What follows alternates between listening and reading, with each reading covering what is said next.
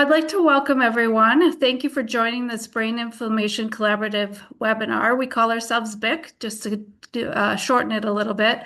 I'm Christy Jagfeld, one of the co-founders of BIC. I became a patient advocate after my youngest child was diagnosed with several chronic illnesses in 2012. Through a fellow board member of Dysautonomia International, I was introduced to the concept that was driving research at a faster pace by providing funding and biosamples directly to researchers in the Lyme world. That concept is one that I hope to apply to other chronic illnesses that lack funding and overall coordinated research approach. After having also served on the board of Pandas Network, I was introduced to Dr. Denise Calaprice, who is another of BIC's co-founders. She has a background in neuroinflammatory illness research and data analysis. We had a discussion of overlapping interests in a patient registry and coordinated research funding, and it led to our creating the Brain Inflammation Collaborative in December of 2021. We hope that that concept can be shared across many illness models as advocacy groups push for platforms to help patients, clinicians, and researchers advance research and work towards treatments. We know that we need to work together to get this done, and we're hoping to kind of streamline some of that process and use the dollars more efficiently in this space. Today, we'll be talking about untangling brain fog, how neuroinflammation shapes cognitive adaptation, and also pediatrics in brain fog. And now I'm excited to introduce our guest speaker today, Dr. Mara Kuvaldina. She's the Associate Director of the Clinical Trials Network for Lyme and other tick-borne diseases, as well as an Associate Professor of Medical Psychology in Psychiatry at Columbia University Medical Center. She is also a neuroscientist. Dr. Kuvaldina completed her postdoctoral training at the Department of Physics, University of Helsinki, and was a Fulbright Scholar at the New School for Social Research. Her current research focus is neuromodulation, which is vagus nerve stimulation, transcranial magnetic stimulation, and transcranial direct current stimulation for chronic inflammatory illnesses and tick-borne diseases. She combines methods of experimental cognitive psychology, applied physics, and psychometry to investigate potential biomarkers and develop an individualized neuromodulation regimen. It's my pleasure to introduce Dr. Mara Kuvaldina as she will be discussing our brain fog study and untangling the research, the untangling brain fog on how neuroinflammation shapes cognitive adaptations. Thank you, Mara. Thank you for inviting me.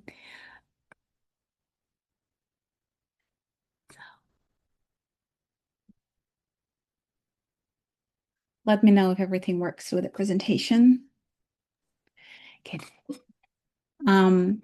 I am very grateful to this invitation to present my work and overall approach that we created at Columbia University. This is kind of a complicated name for the talk, right? It's untangling brain fog and how inflammation shapes cognitive adaptation. The idea was to present kind of a vision rather than a solution, maybe just a path towards solution, and present our collaborative project that we started with BIC some time ago and will hopefully continue in the years after. I have nothing to disclose except for the funding for our clinical trials network that is supported by Stephen Alexander Cohen Foundation. The outline of my talk will include a description of what different researchers think when they write about brain fog, the paradox of subjective and objective cognitive testing, some new framework perspective that comes from cognitive science and usually is not used in clinical approaches, and a couple of thoughts about what to do now going forward with that. But before we start, I really want to introduce you to the visual art of my friend Stella Ampazzo, who has created this project to illustrate her own experience of brain fog. This is what she writes. Living with brain fog creates a profound sense of isolation and smallness. There is no control over what is happening inside the body, and that loss of control makes the fight feel deeply uneven. It is an invisible internal battle, one that friends and family cannot see and often cannot fully understand. The conflict lives within, turning the body into unfamiliar and hostile terrain. It can feel as though the body is against you. The strong version of yourself, the one you once relied on, slowly disappears, leaving behind a vast, aching void. The brain becomes alien. Once familiar and dependable, it now feels distant, estranged, and unrecognizable, alienating you from daily life and from who you were once. So you can see more on her website. There is a QR code there. The idea is to create the visual representation of brain fog, how she feels it. And it's a very powerful medium to convey her thoughts on that. Well, in science and in general use, the term brain fog actually appeared quite a while ago. The first note of it dates back to 1850s when it was just first mentioned. And then scientists regularly used it while they were describing and clinicians were describing it with respect to actually inflammatory conditions and infections. For example, when describing cases of Russian flu or Spanish flu, doctors were using mental symptoms, right, as a part of description of what's going on with patients. In the cases of diphtheria in 1935 in LA, symptoms were described as mental dullness. Cases of myalgic encephalomyelitis in 1955 in London were also describing some lack of concentration that persisted for months or years. In 1994, in US, a well-known Lyme disease was linked to impairments in cognitive processes. And sometime later, there was a specific profile described, profile of cognitive symptoms that distinguishes Lyme patients from patients with major depressive disorder and healthy controls. And obviously, in 2020, all of us started to use this term because it has become publicly known and widely discussed with respect to COVID-19 pandemic. If we look on the use of this term, we will find out that actually there are several different ways of using it. Some scientists and people use it as a description of very specific symptom, lack of mental clarity, fogginess, right? It's very good to think about it. It's very metaphoric. On the other hand, a lot of articles describe it as a syndrome, which is a constellation of symptoms, cognitive deficits in attention, memory, executive function, verbal performance, a lot of them. And obviously, everywhere else, we use it as a non-specific colloquial term that describes any neuropsychiatric deficit, right? Without any kind of a one symptom that we want to pinpoint. There was a larger review that described brain fog and was published relatively recently, and it found out that brain fog across different medical conditions has several important patterns. First of all, it looks surprisingly similar, right? People describe the same cluster of symptoms no matter what illness they have. They describe trouble thinking clearly, problems with attention and memory, a sense of mental fuzziness, and they describe that symptoms come and go, right? There is some periodicity to this. Brain fog is also strongly linked with fatigue, low mood and anxiety, and often affects work performance and overall quality of life. The second thing is that brain fog is very common. Rates vary depending on condition, but in literature we find that brain fog is linked to 15 to 40% in people with chronic pain, 68% in people going through perimenopause, 65% in people with traumatic brain injury, and up to 96% of people with postural tachycardia syndrome or POTS.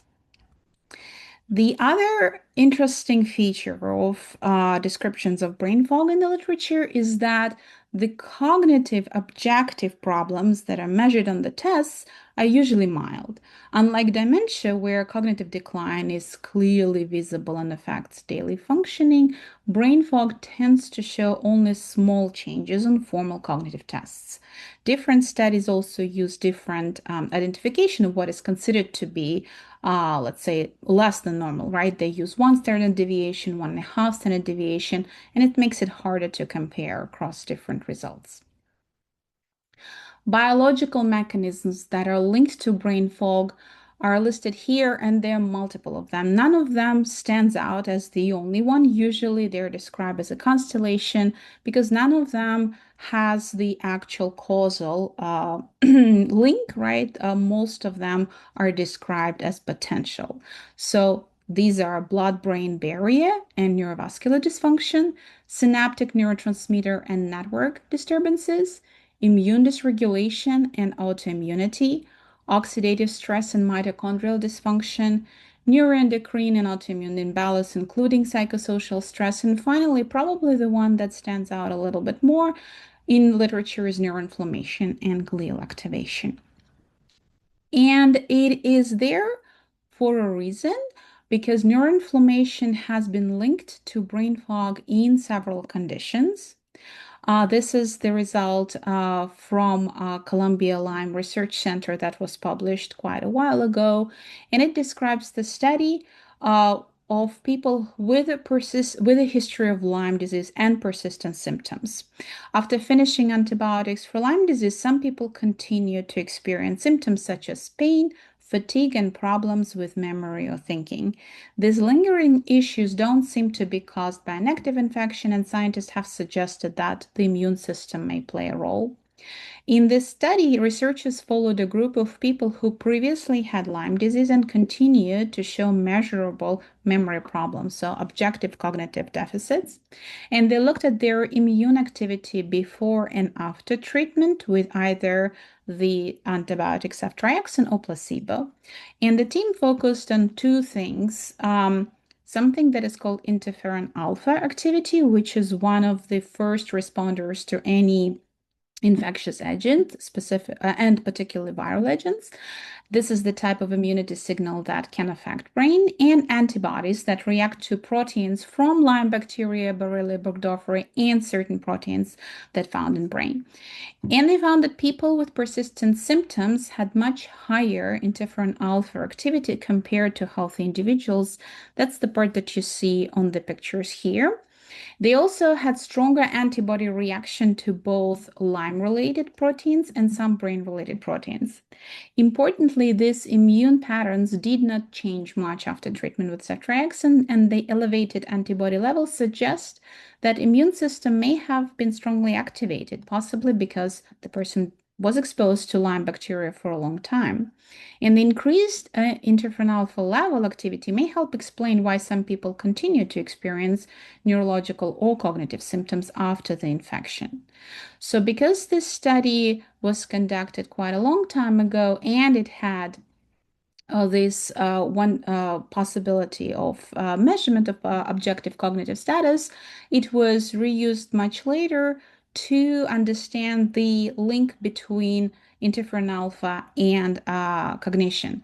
Currently, there are several studies from both US and Europe that found that people with post-treatment Lyme symptoms have elevated interferon alpha activity. And also, we know that interferon alpha is implicated and may affect thinking and memory because of the works done in Hep C and cancer. And to explore this further, our team looked at the data from the same group of patients with confirmed memory impairment after Lyme disease.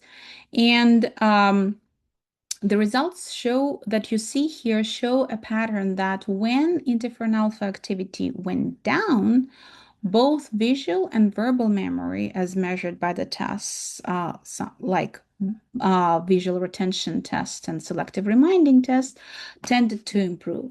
But when interferon alpha was activity was higher, people performed worse. They made more mistakes on the same tasks involving learning, memory, and visual spatial skills. So as you can see here, the graphs show the trend, right? And the effects were modest, and that's important to point out. Although the effect was modest, the finding supports the idea that interferon alpha may play a role in the brain fog and cognitive difficulties some patients experience after Lyme disease. But just to point out, these were objective cognitive tests, and the results, the effect sizes were very modest. So why it is so difficult to pinpoint the root cause of the brain fog? One of the answers to this may lay in the discrepancy that is observed between objective and subjective cognitive tests.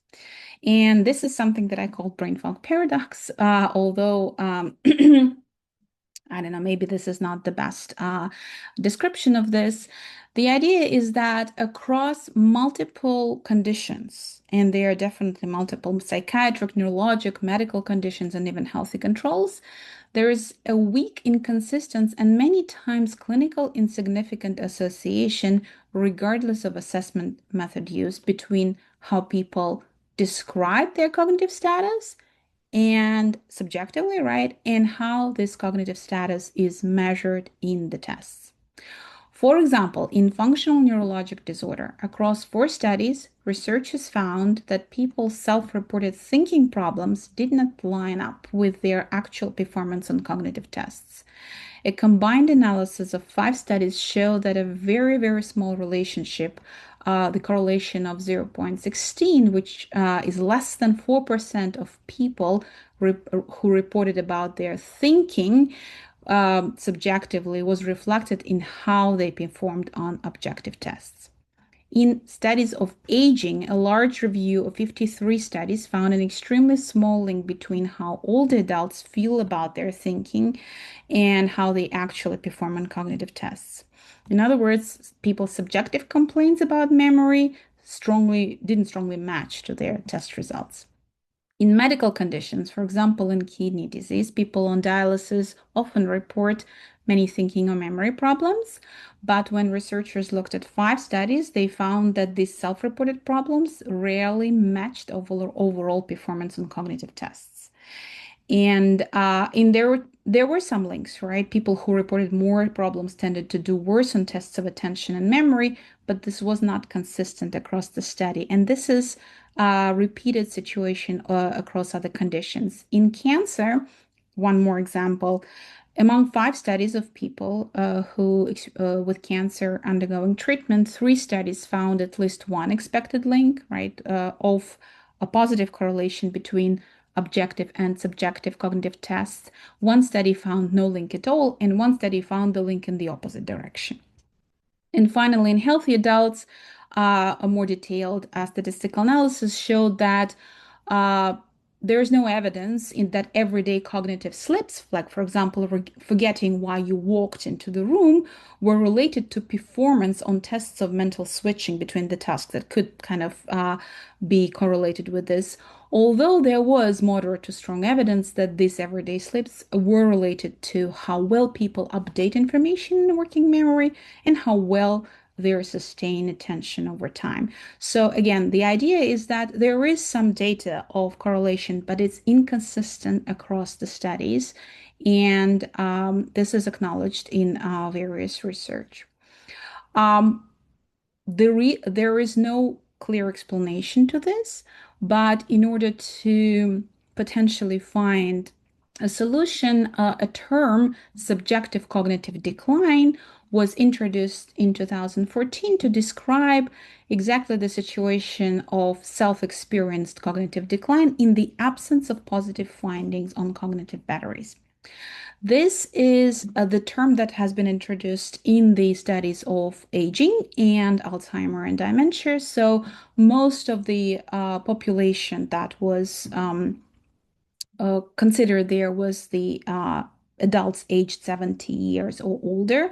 And there is a pretty high prevalence there. As you can see here, 50 to 80% of older adults acknowledge that they might have some cognitive decline. At the same time, aged norm tests are not showing any big changes there. So there was an interesting tendency, though.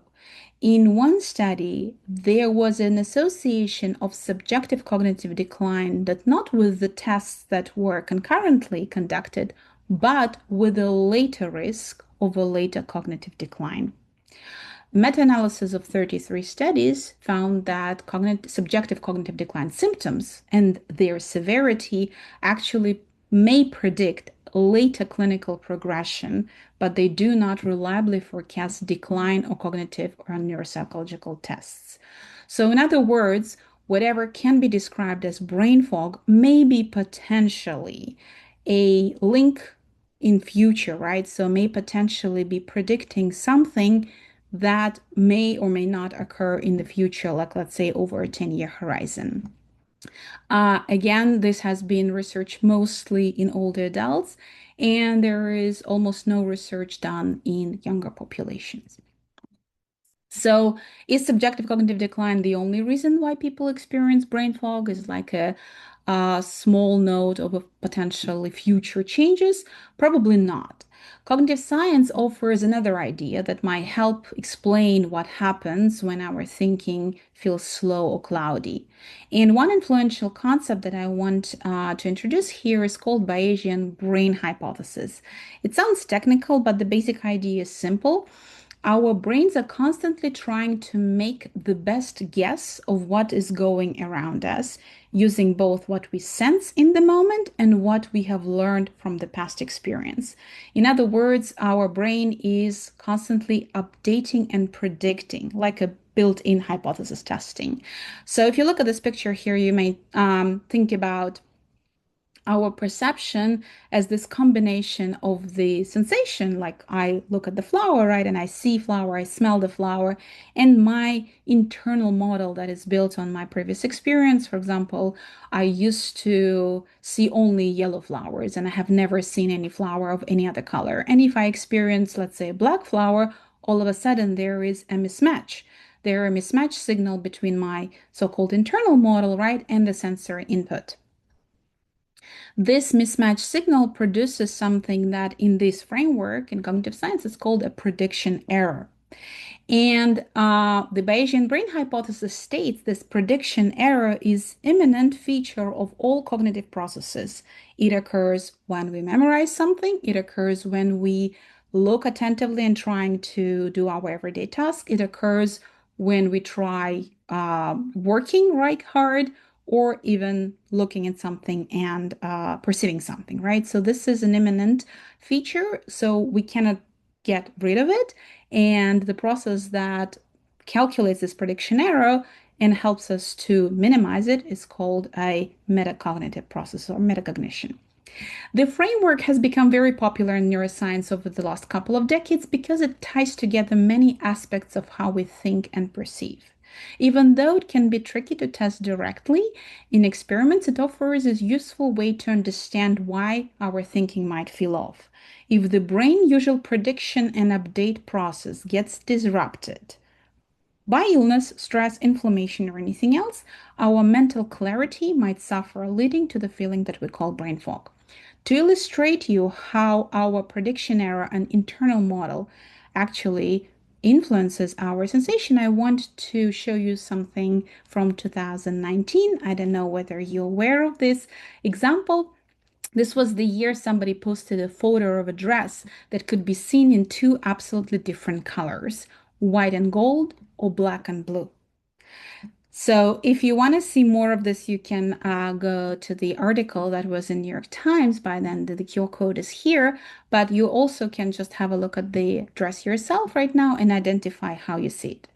Those who see it as black and blue actually correctly perceive it. It is this color. But those who see it as white and gold, like me, for example, are actually making very strong prediction about the light on the photo, and this prediction disrupts our sensory input. There was a lot of work a lot of work that was done, experimental work in cognitive psychology. It has been shown that people can change their view. So if you see it as white and gold, you can try to switch to black and blue. But again, in our current talk, it's just an illustration of how strong our internal models might be and how they might affect the prediction error, right, and our future perception. In the situation of brain fog, we might potentially use the same metaphor. We may think about our brains, who are constantly excellent prediction machines, trying to guess what will happen next, right? So we can react quickly. But and we will do, right, this, but when inflammation is present, the brain's ability to predict may become noisy, and brain fog might become essentially a feeling that your brain is trying to constantly recalibrate or double check its work. So it is a metacognitive signal, a warning light that the brain is working harder than usual to process information. It might still work at the same level, and that's why our cognitive tests can show no difference. Surprisingly, research shows that people with brain fog can often react just as fast as healthy people on simple tasks, right? But that at the same time, certain operations will be affected. So I suggest to think of a brain fog as a biological adaptation to inflammation. It isn't that we're losing our intelligence or memory. It's rather the brain is occupied with a background process. This is an unconscious process. We cannot stop it or correct it, right? We're constantly monitoring and double checking ourselves, which make certain things slower, heavily, and feel exhausting. So, to conclude overall, we can say that subjective cognitive complaints often do not match objective test performance. We do not know exactly what's the reason, but I potentially showed you some of them. Many individuals feel cognitively impaired despite normal results on standard tests. Subjective decline can still signal elevated long-term risk for future cognitive changes, but it's also, again, not a proven causal link, right? So we might be very cautious here. Neuroinflammation, immune system disruption, and changes in the blood-brain barrier may all play a role in the biological processes that give rise to brain fog. Although, again, the current mechanisms are still under research. Within the Bayesian brain framework, brain fog reflects disrupted internal prediction models. And it serves as a metacognitive warning signal that attention, memory, or processing speed may be strained by inflammatory related processes. And the core issue is difficulty adapting to increased prediction errors. And the deficit emerges in error correction, metacognitive systems over monitor, and slow down adjustments. And brain fog, in this case, if we look at this from the perspective of Bayesian brain framework, becomes detectable through metacognitive processes rather than basic performance metrics. So this is, again, this is just a way of looking at this. It might or may not explain all of that, but what it hints is that we would probably rather need to look at the process rather than the result. And that what actually launched our collaboration with BIC when we discussed potential brain fog questionnaire creation. We discussed that we don't want to have it just another subjective measurement. We want to create something that asks about process, about dynamics. What triggers your brain fog? How do you perceive it? How often it happens? Are there any changes occurring? And what happens during brain fog and without brain fog? So this collaboration led to launching the questionnaire that I think that we will talk in a minute or so, but just wanted to point out as a conclusion to my talk that our current research at Columbia is concentrated on infection-associated chronic illness, specifically after Lyme disease. And our clinical trials network has multiple centers, academic centers across United States that run treatment clinical trials. And there are various treatments. They're addressing different mechanisms, and all of them are targeting, majority of them are targeting post-treatment Lyme and aiming at finding new modalities and potentially multi-site large clinical trials. So with this, I think I conclude. Thank you very much for your attention, and I am ready for any questions. So we'll do the questions at the end, but thank you, Dr. Kuvaldina, for sharing your important work and helping us to understand a little more about brain fog and why you collaborated with us. It's interesting that you noted that there's very little research surrounding brain fog in pediatrics, and that's something that we hope to change. I'm pleased to introduce Dr. Megan Fitzgerald of the Brain Inflammation Collaborative. Dr. Fitzgerald earned her Ph.D. in neuroscience and neurology from Weill Cornell Medical College and completed postdoctoral fellowships at Mount Sinai, Columbia University, and UPenn, focusing on the neurobiology of psychiatric disease and stem cell research. Her work was interrupted in March 2020 by a COVID-19 infection that led to a long COVID, a debilitating condition without a cure that is characterized by fatigue, neurological symptoms, and post-exertional malaise, among many other symptoms. Dr. Fitzgerald pivoted her research to study her own illness, learning from her first-hand experience of living with long COVID. She joined the Patient-Led Research Collaborative, or PLRC, in late 2020 to leverage her scientific background to try to provide insights that would improve the lives and health of other patients. With the Brain Inflammation Collaborative, she aims to explore the connections between inflammation and the mood and neurological symptoms that patients experience, such as brain fog, and to continue to foster collaboration by bridging the gap between patients, clinicians, and scientists. Thank you for presenting today, Megan. Thank you. And if we could move on to the next slide. So, Dr. Kuvaldina has eloquently explained the motivation for studying brain fog more generally, and I just wanted to chime in. Here at the Brain Inflammation Collaborative, we've built a research platform, Unhide, which allows us to study longitudinally chronic conditions such as Lyme, long COVID, ME/CFS, autoimmune diseases, and other related conditions across the lifespan. And I wanted to speak particularly of the importance of, why would we need a separate instrument? Why would we want to study brain fog in particular in children and teenagers? Children and teenagers are absolutely affected by all of these diagnoses that we study in all of these conditions, but their symptom presentation can differ from adults, and the adult symptom presentation is much more well characterized and well described in the academic and clinical literature. And this can lead to missed or delayed diagnoses in pediatrics. And this underdiagnosis and the frequent exclusion of children and teenagers from research studies can increase feelings of isolation that these patients and their families are already feeling. Brain fog can be a pediatric cognitive phenotype and it's increasingly reported in children and teenagers. Symptoms of brain fog can interfere with learning, school participation, and neurodevelopment. And unlike an adult who may be able to take some time off of work and go back and kind of pick up their lives not too far from where they left off, if a child misses, 6 months of school, that really can put them on a very different trajectory in terms of their learning, their future potential to participate in many academic and extracurricular activities and social activities.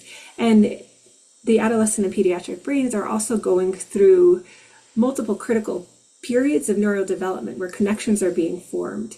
So it's really important to understand how brain fog is affecting kids during these critical periods of development.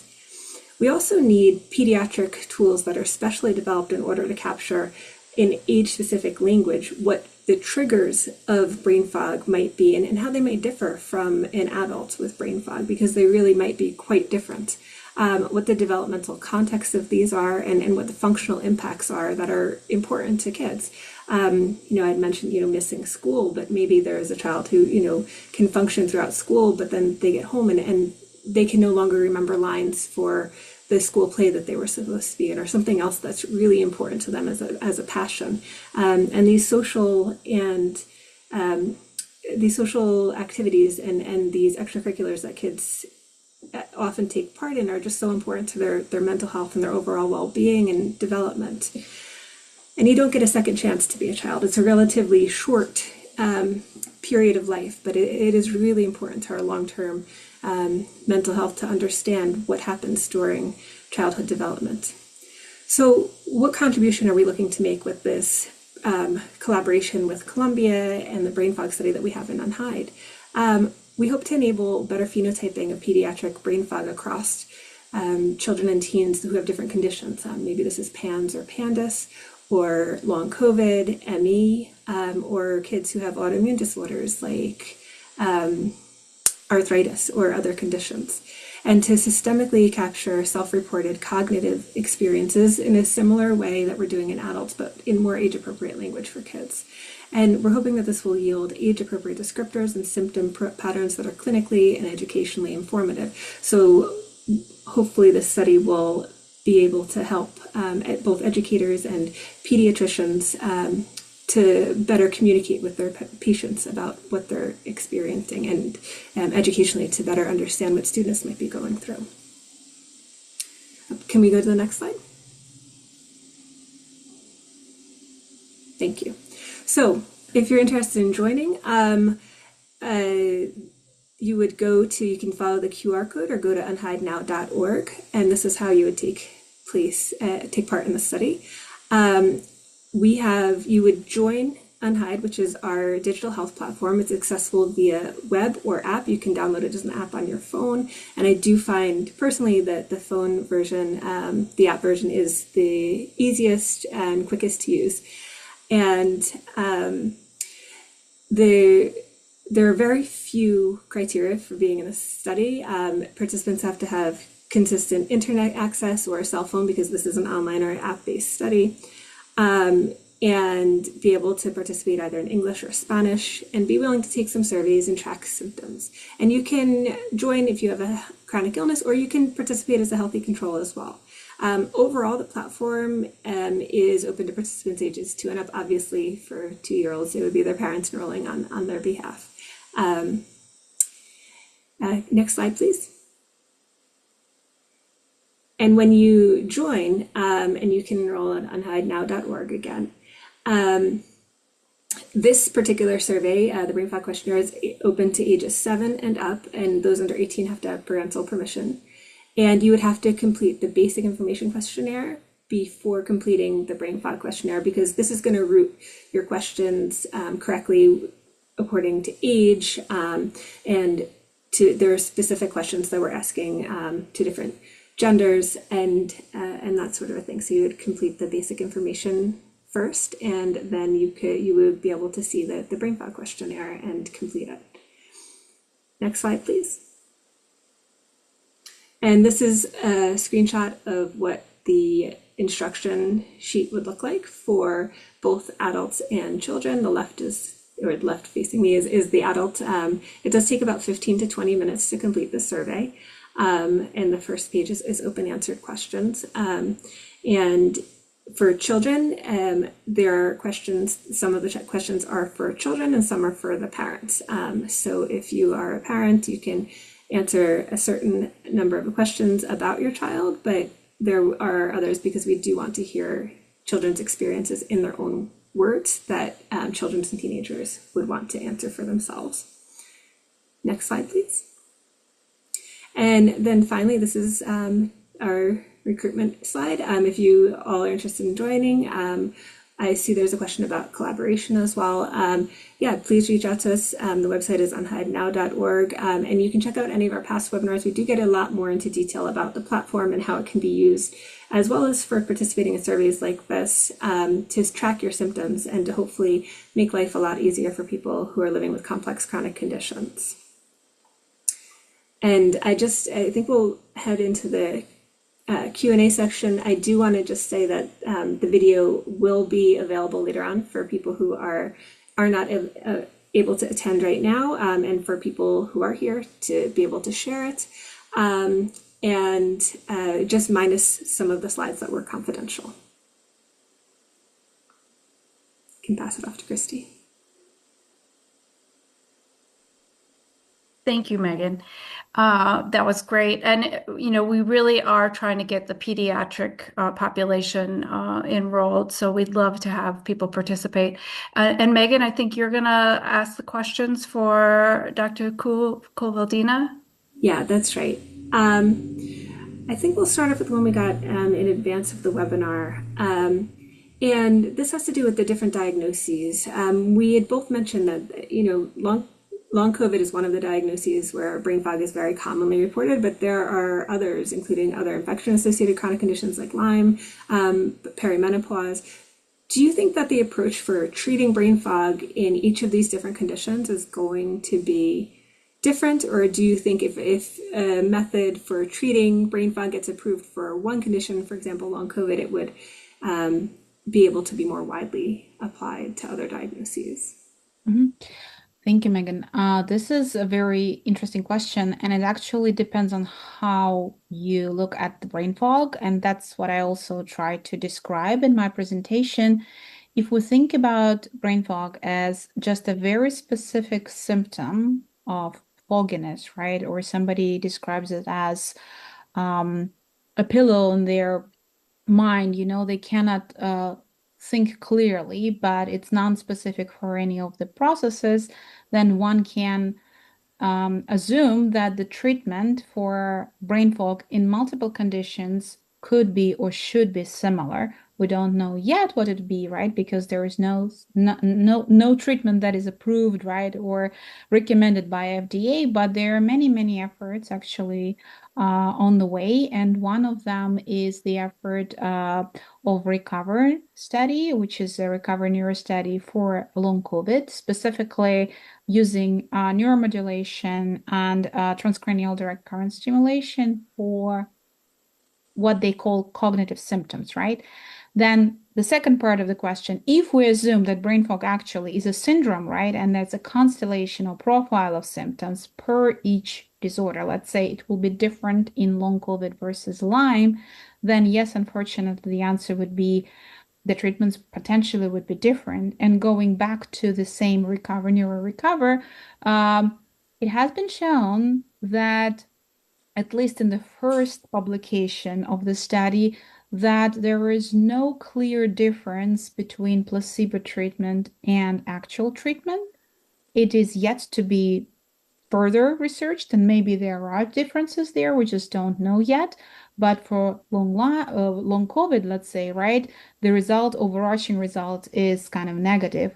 We will see what happens to Lyme, because currently Clinical Trials Network have the same treatment for people with post-treatment Lyme disease, right? And that's a clear comparison because the modality of the treatment is the same, the focus is the same, cognitive symptoms. We will see whether this trial will show something different from the trial of COVID. Thank you so much, Mara. That's a really comprehensive response. We have two more interesting questions I'd like to get to. One is if you know of studies that have correlated brain fog with neuroimaging, and if so, what areas of the brain are involved? Great question.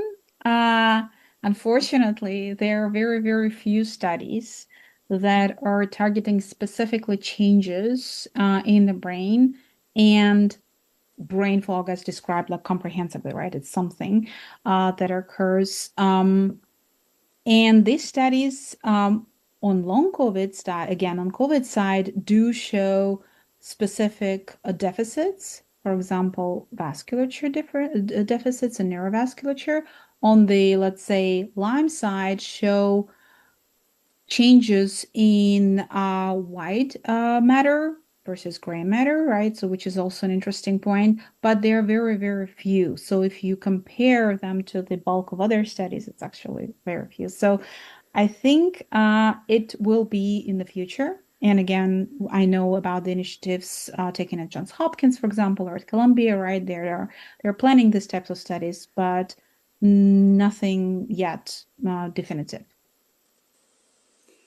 Yeah, I think that's a really important question for future work as well. And we have someone who is describing a subjective experience of brain fog. So I'm going to read some of this. For me, brain fog comes and goes, and at times it seems iteratively in and out, which means if I wait a few seconds or a minute, clarity might come or fog could get worse. So when I was tested for cognition, I found myself adjusting from question to question, waiting to see if fogginess would be clear enough to handle the question. And so her question is, or his, I'm not sure the gender, sorry. Their question is whether the measurement instruments are adapting to this reality. And I can speak just briefly to what we had, and I would definitely invite this individual and everyone listening to fill out our questionnaire as well. This is incredibly valuable input. So our questionnaire is not really a neurocognitive test. It's on describing the subjective experience of brain fog. And Mara, I'll let you handle the rest of this question. Thank you very much for sharing this, because to me it's a very important evidence of how elusive the nature is and how hard it is to actually capture it, right? So the answer to your question is yes, we are currently developing the objective neurocognitive measures that are targeting specifically like this dynamics of brain fog that may come and go anytime, right? And and patients are adjusting to it. Absolutely. And this is the target of our future study. The specifics, I guess, yeah, I won't be able to say about the specifics of that, but it is involving metacognitive operations that I was talking about. It's just because it turned out to be simpler to measure in this way versus the objective cognitive tests that are used, let's say, currently in clinical neuroscience. Thank you. And I think we'll do one more question. And this is an interesting one because it's looking at kind of a converse. The question is whether improvement in objectively measured cognitive decline indicates a decrease in brain inflammation, and then how to best decrease brain inflammation. Now, I do have to say we can't give any personal or even very general medical advice here, but I think that's interesting in terms of flipping it. You know, if people do recover, do you know of any studies? Because I can't think of any off the top of my head. I can't think of any studies that show like if people do recover, is there an improvement in any imaging studies, any brain inflammation studies, anything like that? Yeah, I can refer to the study that has been done by my colleague Sherry Marvel at Johns Hopkins, and she studies Lyme disease population, specifically people who come with acute Lyme and slowly through the treatment recover. So she is doing fMRI, and these scans showed an interesting involvement of white matter for those people who will report themselves on recovery in this situation. Again, this is an interesting interpretation because it's not a decrease in activation, is an increase in activation of white matter in those people who later declare themselves on the path to recovery. Is it like a true finding that will guide us through? Like at least it has been replicated, right? She's currently doing a larger study. But yes, unfortunately, I understand that for most of the questions that are asked, There are no definitive answers, but I also think that there is a considerable effort currently, at least targeting cognitive symptoms in various chronic associated, infection associated chronic conditions. And then on top of this, there should be an effort of pulling this together, summarizing this data, right? And trying to make some sense of it. Unfortunately, this is just not an easy terrain. And I see that somebody asked about hypermetabolism. It's like one Yeah. of the hypotheses that is definitely there, definitely on the table, and is definitely like currently tested. Yeah. Thank you, Mara. Um, I think we do have time for one more. And I'll add one as a comment. Brain fog is a symptom of migraine attack, and improvement upon after treatment with migraine medications. This was something that actually people had mentioned really helped a number of people with ME/CFS as well as long COVID. So again, I would love it if you all who are sharing in the comments your experiences, if you could log onto our platform and share them so they can be part of the systemic data that we are collecting. But I think our final question I'd love to answer is from Rebecca Lobo. Is there a reason, and I see Matt's answering it as well, is there a reason that we're referring to the condition as brain fog and not cognitive impairment or cognitive dysfunction? Well, thank you for the question. I think that it really depends on the point of view of researcher. What I wanted to highlight is that it's interesting that people who experience brain fog clearly understand that they experience brain fog. In order to experience it, you actually need to have, again, from just cognitive science perspective, right, in the way cognition works, you need to have a very clear memory of how you perform without it. So it means that there is a comparison there that is not a cognitive impairment currently, right? That is a clear memory of a state or performance that is possible, but not available at the time. I think this perspective on brain fog gives kind of a different way of looking into this, right?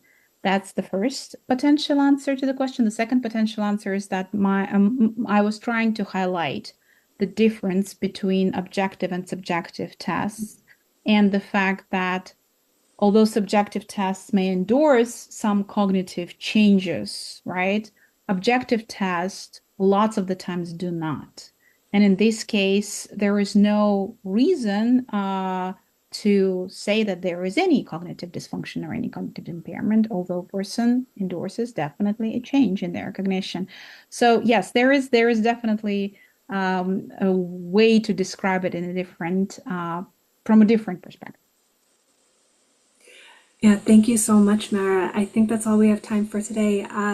We'll do our best to get back to those people who have put additional questions in the chat, and don't hesitate to reach out to us. You can also reach our team at help@braininflammationcollaborative.org as well.